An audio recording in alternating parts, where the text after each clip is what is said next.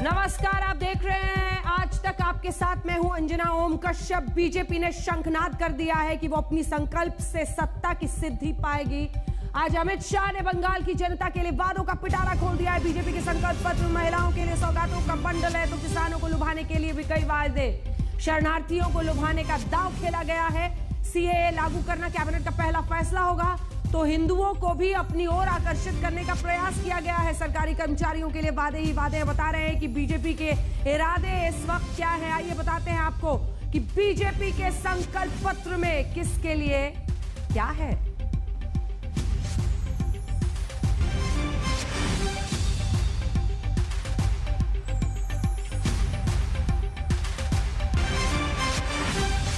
तो सबसे पहले हम आपको दिखाते हैं देश की आधी आबादी यानी महिलाओं के लिए, लड़कियों के लिए क्या वादा किया गया है। 33% नौकरियों में आरक्षण।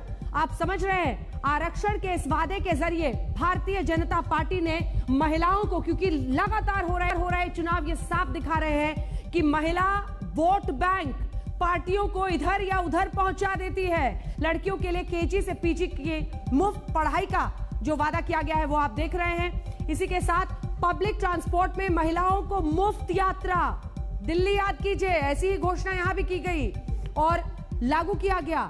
इस बीच हमने आपको बताया कि कैसे केजी से लेकर पीजी तक की उनकी पढ़ाई के लिए और 33% नौकरियों में भी आरक्षण का वादा किया गया है।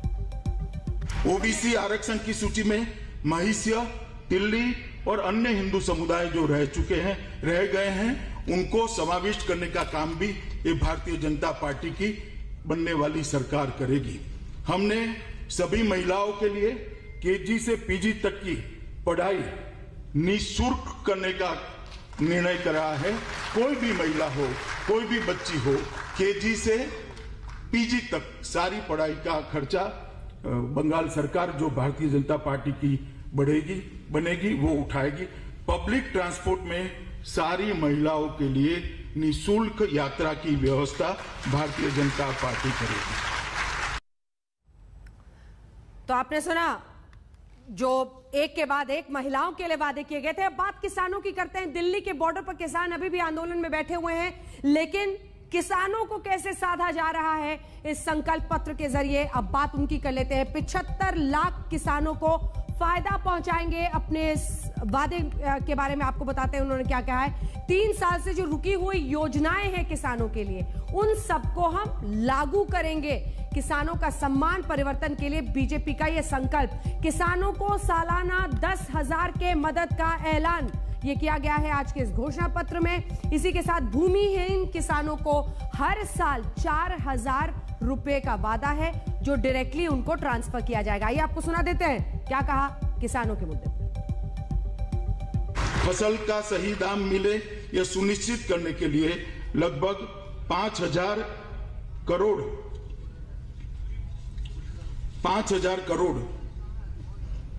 का इंटरवेंशन फंड बनाएंगे। जो दाम जब गिरेंगे सरकार बाजार में आकर इनकी उपज को खरीदेगी और इसके दामों को हम सुरक्षित रखने का काम करेंगे। एक कृषक सुरक्षा इंफ्रास्ट्रक्चर फंड जो 20,000 करोड़ की लागत से बनेगा, वो कृषि के इंफ्रास्ट्रक्चर को बढ़ावा देने का काम करेगा। लघु सीमांत और भूमिहीन किसानों को और मछुआरों को 3 लाख तक का एक्सीडेंट बीमा सरकार के खजाने से दिया जाएगा। राज्य भर के सभी किसानों को किसान क्रेडिट कार्ड अपग्रेड कर रुपे कार्ड देकर उनको सहूलियत देंगे। हम मुख्यमंत्री कार्यालय के अंतर्गत एक कृषक सुरक्षा एमएसपी टास्क फोर्स का भी गठन करेंगे जो 5,000 करोड़ का जो फंड बना है वो उसको फीडबैक देने का काम करेगा। हमने प्रधानमंत्री मत्स्य संपदा योजना को लागू कर नौकाओं का 100% मशीनीकरण हम सुनिश्चित करेंगे, जो ममता जी ने 5 साल के पहले वादा किया था मगर वो पूरा नहीं कर पाई है। सिंचित क्षेत्र के अंदर 5 साल में 50% की हम वृद्धि करेंगे। बांग्ला श्वेत क्रांति की शुरुआत 1,000 करोड़ के शुरुआती फंड के साथ करेंगे, जिसके माध्यम से अमूल के साथ मिलकर बड़े बड़े कोल्ड स्टोरेज और बड़े बड़े मिल्क प्रोसेसिंग यूनिट यहां पर लगाए जाएंगे और 5 मेगा दूध प्रोसेसिंग यूनिट राज्य के 5 जोन में बनाने का काम भारतीय जनता पार्टी की सरकार करेगी। मुर्शिदाबाद में मलबरी रेशम रिसर्च सेंटर और प्रशिक्षण केंद्र की शुरुआत करेंगे। तो महिलाओं के बाद किसानों के लिए क्या क्या, मछुआरों के लिए क्या क्या, सभी ऐलान आपने सुन लिए। एक वो मुद्दा है जिस पर बीजेपी शुरू से ताल ठोक रही है और वो है राजनीतिक हिंसा।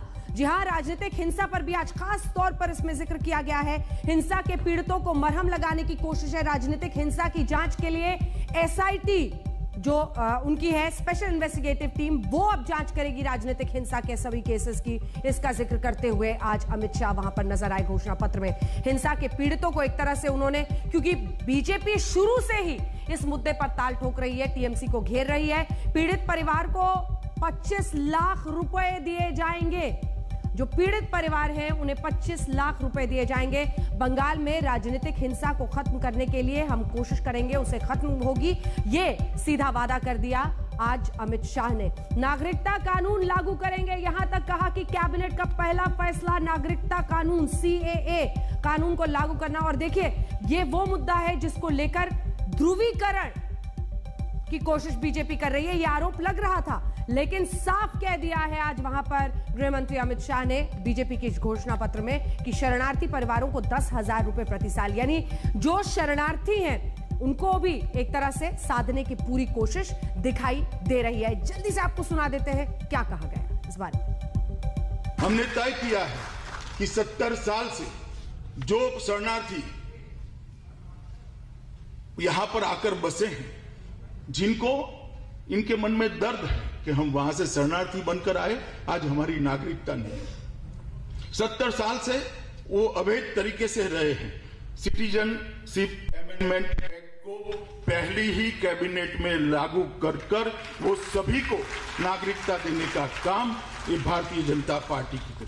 मुख्यमंत्री शरणार्थी कल्याण योजना के तहत प्रत्येक शरणार्थी परिवार को 5 साल तक डीबीटी से 10,000 रुपया प्रति वर्ष हम ट्रांसफर करने का काम करेंगे, जिससे सम्मान पूर्वक वो रिहेबिलिट हो पाए। वो भी आइए आपको सीधे लिए चलते हैं। अनुपम मिश्रा हमारे सहयोगी इसी खबर पर हमारे साथ जुड़ रहे हैं। अनुपम, साफ है भारतीय जनता पार्टी ने पूरी ताकत झोंक दी है ये बताने में कि राजनीतिक हिंसा पर हम गंभीर हैं। सीएए कानून हमारे कैबिनेट का पहला फैसला होगा। शरणार्थियों को भी लुभाने की कोशिश, महिलाओं को 33% आरक्षण से। लेकिन ये सौगत रॉय टीएमसी के नेता शुरू कर चुके हैं बोलना कि गुजरात के नेता ने घोषणा पत्र जारी किया, बंगाल के नेता कहां हैं, जबकि बीजेपी भी ताकत झोंक रही है। बंगाली जो रीजनल भाषा होती है उसको कहना कि इसको हम अनिवार्य करेंगे। तो जिस टैग से बीजेपी बचना चाहती है, टीएमसी उसी नब्ज पर फिर से हथौड़ा दागने की कोशिश कर रही है।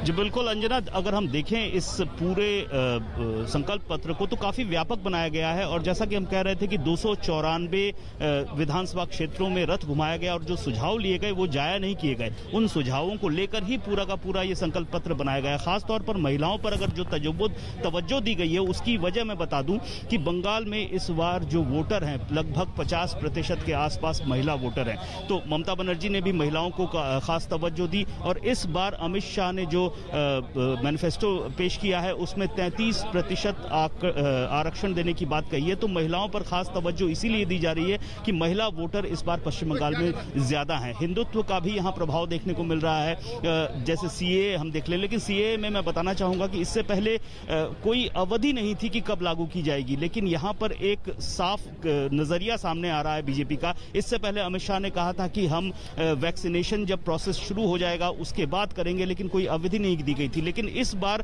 जो कहा गया है कि पहली कैबिनेट में, तो इस तरह से हम ये मान सकते हैं कि एक अवधि सरकार की ओर से दी गई और ये सिर्फ बंगाल के लिए लागू नहीं होगा, ये तो पूरे देश के लिए लागू होगा। तो हम कह सकते हैं कि अगर पश्चिम बंगाल में बीजेपी की सरकार आती है तो मई के पहले, दूसरे या तीसरे हफ्ते के बाद हो सकता है पूरे देश में सीएए लागू हो, जिस तरह से कहा गया है कि पहले कैबिनेट में लागू किया जाएगा। और यहाँ पर चार चीजें जो हैं, जो ममता बनर्जी ने कहा था कि आशंका जताई थी कि उनकी कॉपी पेस्ट हो सकती है, वो 4 चीजें हैं। पहला है अन्नपूर्णा कैंटीन, जो मां कैंटीन के तौर पर ममता बनर्जी ने शुरू की, पुरोहित भत्ता, इसके अलावा विधवाओं को भत्ता है। तो ये जो 4 चीजें हैं, और ओबीसी में जो आरक्षण दिया गया है, जो आरक्षण माहिष्य, तीली और साहक समुदाय को दिया गया है, उसी समुदाय की बात अमित शाह ने की गई है। तो 4 चीजें तृणमूल के मैनिफेस्टो से बिल्कुल मेल खाती हैं। इसके अलावा बहुत व्यापक है, मछुआरों को के लिए कवरेज दिया गया है, सिर्फ मछुआरे नहीं है, जो छात्र हैं उनके लिए कहा गया है। तो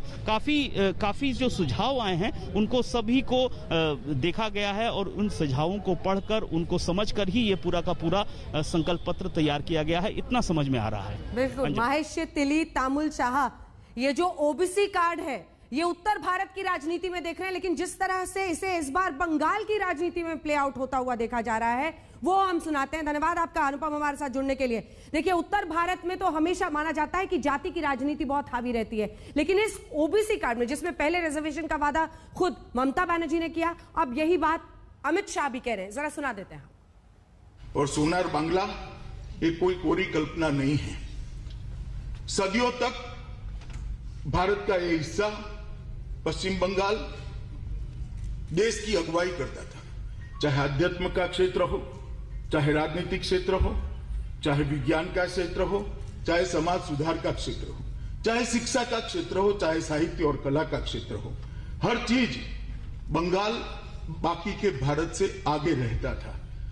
और इसीलिए गोपाल कृष्ण गोखले कहते थे, what Bengal thinks today, India think after 50 year. Bengal इतना आगे होता था। आज के आजाद और प्रगतिशील भारत की नींव कल के बंगाल में रखी गई। यही पश्चिम बंगाल की भूमि है जहां पर आजादी का उद्घोष किया।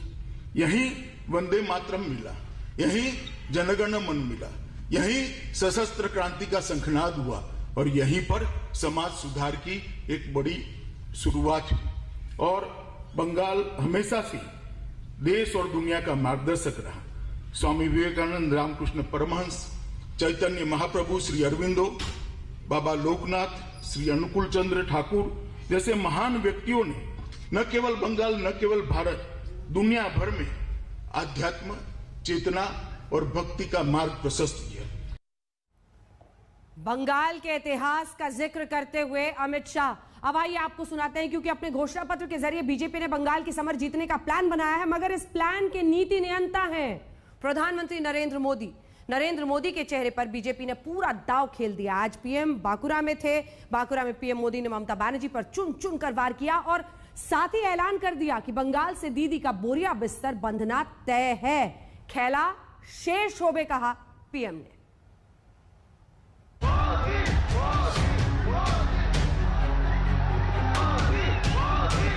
दीदी, ओ दीदी, भ्रष्टाचार चलबे ना।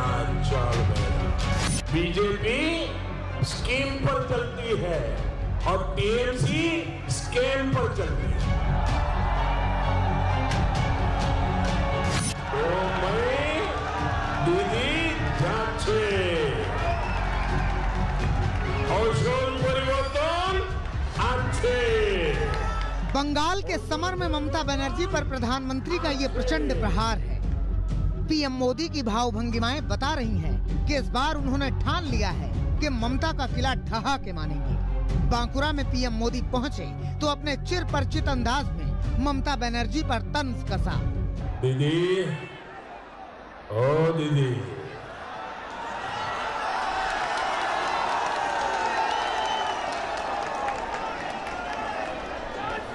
भ्रष्टाचार खेला चलबे ना।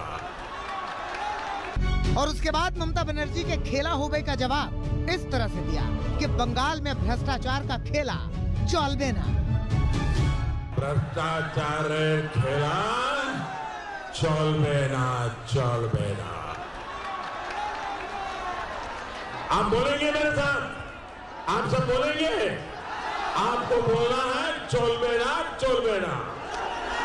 दीदी, भ्रष्टाचार खेला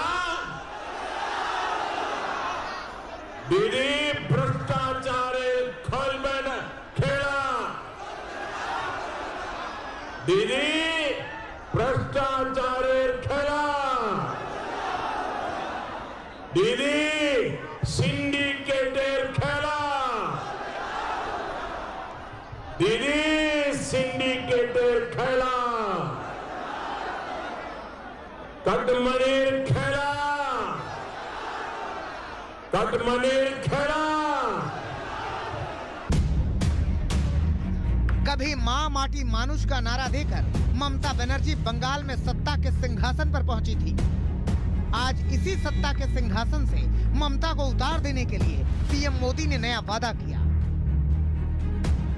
भाजपा जब आएगी, मायर पूजा हो गए, माटे तिलक हो गए, मानुषेर सम्मान हो गए।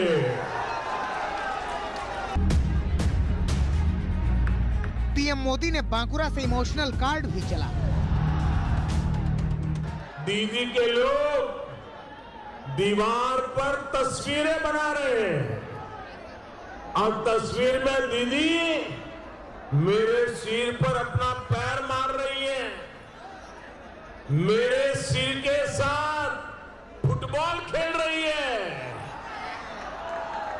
आप बंगाल के संस्कार, यहाँ की महान परंपरा का अपमान क्यों कर रही है दीदी?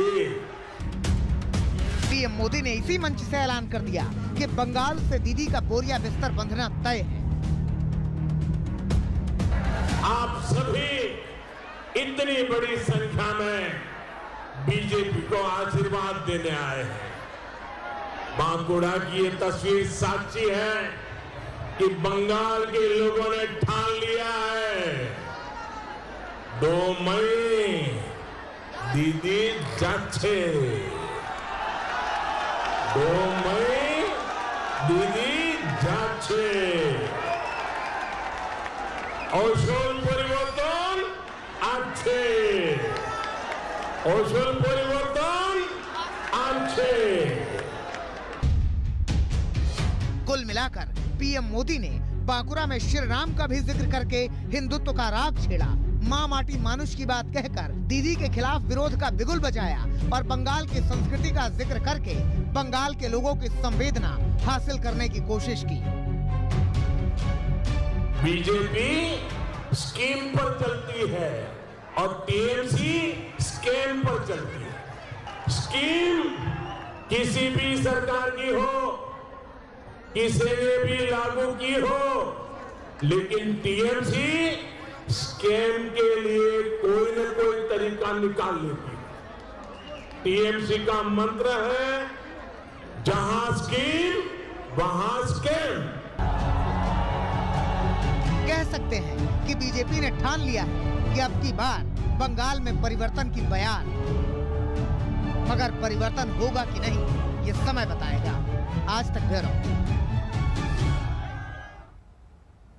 बांकुरा में पीएम मोदी ने बीजेपी का दम दिखाया तो मिदनापुर के कांती में अमित शाह पहुंचे। अमित शाह इसलिए पहुंचे थे क्योंकि आज शुभेंदु अधिकारी के पिता शिशिर अधिकारी ने औपचारिक तौर पर बीजेपी का दामन थाम लिया। शिशिर अधिकारी के बीजेपी में आने से अब पूरा अधिकारी परिवार बीजेपी का है। क्या है अधिकारी परिवार की ताकत और बीजेपी को अधिकारी परिवार से कितना मिल सकता है फायदा, ये रिपोर्ट देखिए।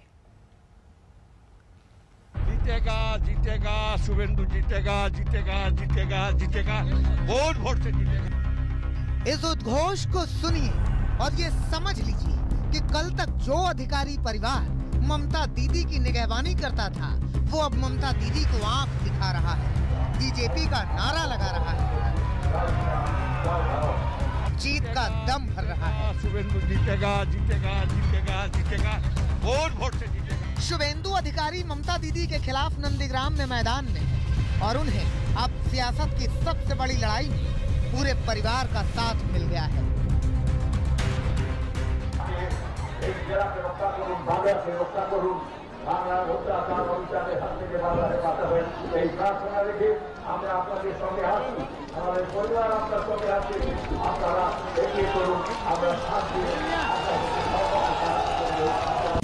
शिशिर अधिकारी के बीजेपी में आने से नंदीग्राम की जंग और जबरदस्त होने की उम्मीद है, क्योंकि नंदीग्राम समेत पूरे पूर्वी मिदनापुर में अधिकारी परिवार का जबरदस्त असर है। शिशिर अधिकारी ने अपना सियासी सफर कांग्रेस पार्टी से शुरू किया था।